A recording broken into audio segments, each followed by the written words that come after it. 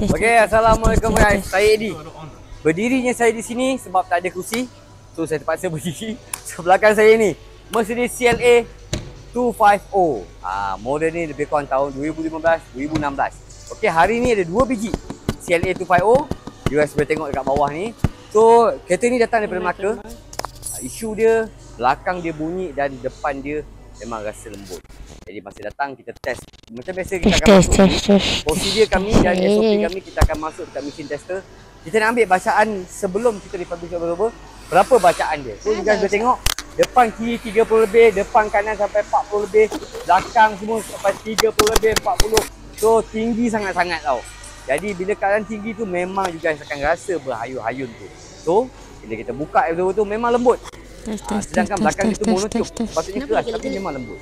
So selepas tu kita adakan ready stock.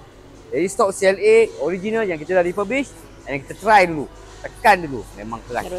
Keras tu kita pasang, lepas pasang nak pastikan kekerasan tu adakah selepas kita buat aerober ni sama dengan yang sebelum. Kita masuk dekat mesin tester. Masuk mesin tester, you guys boleh tengok bacaan dia semuanya di bawah 20. So depan kanan, depan kiri, belakang kanan, belakang kiri, semua di bawah 20 untuk kita confirmkan kestabilan dia. So itulah dia cerita untuk Mercedes CLA 250. So kembali guys kat luar sana yang menggunakan CLA 180, 200, 250, CLA 45, ada masalah absorber, jangan risau. Masuk dekat link bio saya ataupun bawah ni, ada nombor saya, Roger saya direct. InsyaAllah kita settlekan. So jumpa lagi dalam video seterusnya. Assalamualaikum. Bye-bye.